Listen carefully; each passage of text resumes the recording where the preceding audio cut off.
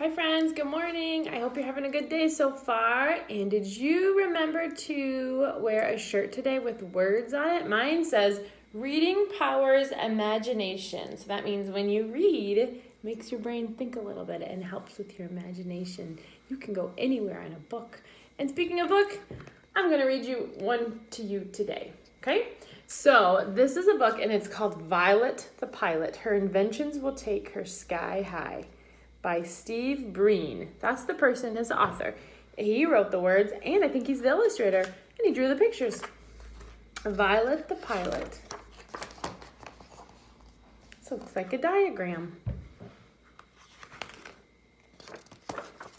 Violet the Pilot by Steve Breen. This is the title page. And this says, for Jane. That's the dedication page.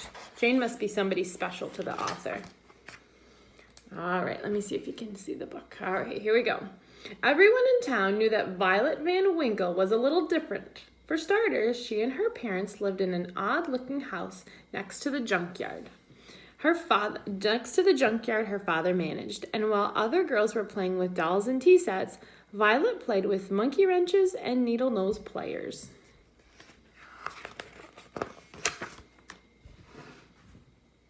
Violet was a mechanical genius. By the time she was 2, she could fix almost any broken appliance in the house. By 4, she could take apart the grandfather clock and completely reassemble it. Since she didn't have any friends aside from her dog Orville, she would spend hours tinkering with things from the yard. Violet's parents were very proud of her, although they weren't too happy the time she put a lawnmower engine on her cousin's tricycle. Look at that picture. Her cousin's like, why is it so fast? I think Violet's like, whoa. The older she got, the more interesting Violet's creations became. Around the time she turned 8, she was building elaborate machines from scratch, and not just any old machines. Flying machines. Her parents couldn't believe their eyes when they saw Violet zoom by for the first time. They were a little worried in the beginning, but they quickly saw that she was a pretty good pilot. Careful not to hit the house, Violet's father would yell, and put on a sweater, her mother would add. Violet used anything she could find in the junkyard to make her wonderful contraptions. There was the tub bubbler, and the bicopter, and the rocket can, and the pogo plane, and the sky glider, and the wingamajig, to name a few. Violet's engineering was pretty sound. The only real hazards were tall trees, piles of junk in the yard, and bugs in her teeth. That wouldn't be too good. Kids at school would see Violet eating lunch alone and make fun of her strange books and greasy coveralls. Claude and Clyde Mulrooney were especially obnoxious. That wasn't very kind. Then, one day, Violet noticed a poster on the drugstore window. Air Show, October 20th, it read. That's only 2 weeks away, Violet thought. Can kids fly in the show? Is a homemade aircraft allowed? That night, Violet sat in her room thinking about the air show. She knew it would be a good feeling if one of her planes won a prize, and maybe then the kids at school would be nice to her. Violet pictured exactly where she would hang her blue ribbon. Do you see it right there in her room? That's where she thought it would go if she won. She and Orville spent the next few days combing the junkyard for just the right materials. When they had collected a giant pile of stuff, the building began. One day, the Mulrooney twins happened to pass by. Look, it's that girl from school, one of them said. What are you doing, weirdo? I'm building an airplane, she told them. The twins exploded in laughter, then mumbled something mean as they walked away. Orville barked at the boys, but Violet just went back to her project. Take it easy, buddy, she said. We're too busy to worry about them. Look at they're saying something rude, but she's not letting it bother him. She's sticking with her plan. Finally, after days of hard work, Violet had finished making her flying machines. She named the magnificent new craft the Hornet. Wait till the people in the grandstand see me flying this, Violet said to Orville. Look at Orville's pretending to take a picture. The test flight was a success. She's going out. She's going around. Look at Orville's about to fall out. Oh no, oh, he's falling out. But zoom, she went and caught him.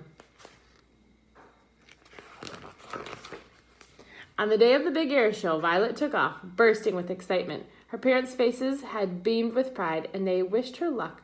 And she thought about that as she flew through the clear autumn sky. She calculated the trip would take about 20 minutes, and she would arrive just in time for the start of the show. Suddenly, something caught Violet's eye. In the river below, a group of people were waving frantically. Violet lowered her altitude to get a better look. The troop of Boy Scouts had run into trouble while canoeing. Violet knew she had to help, fast. That wasn't easy, rescuing all the boys, but Violet piloted the Hornet with careful precision. Precision is a long word, and that means, like, very carefully. She had to be very careful. Saving the Scoutmaster from going over the falls was particularly dangerous. Violet dropped the grateful Scouts off at the hospital. Then she checked her watch. 3:30, she said to Orville sadly. We've missed the air show. She turned her plane towards home and sighed. It was a miserable feeling. Look at her face. She's probably feeling a little bit disappointed that she missed her show. That evening, Violet had no appetite for dinner. She just went upstairs and sat on her bed. All of a sudden, she heard lots of noise outside her house. She and Orville went to the window and discovered that a crowd of people had gathered. Somebody spotted her. There's Violet, the boy shouted jubilantly. There's our hero. She's looking out the window, and I think her mom and dad are like, who are all these people? The Van Winkles stepped outside, squinting from all the flash bulbs that were popping. The press, the mayor, the fire and police chiefs, even kids and teachers from school had all learned of the rescue that day and had come to praise her. Young lady, please accept this Medal of Valor as a token of our gratitude and esteem, said the mayor, and he gave Orville a new collar with the license that read K9 Hero. From that day on, Violet's parents let her fly whenever she wanted, but her mom still made her wear a sweater. And look at, there's a man in a plane, and he's reading a magazine, and there she is on a cover, and he's looking out the window, and there she is, flying the Hornet. And at the very end, there's the diagram of the Hornet. That was the diagram that was at the beginning of the story, too. That's a good book that I like. All right. So I would love if you were to send me a picture of your Word Shirt Wednesday. You're going to do some other activities on Seesaw and some other cool things. So I will talk to you later. Have a great day.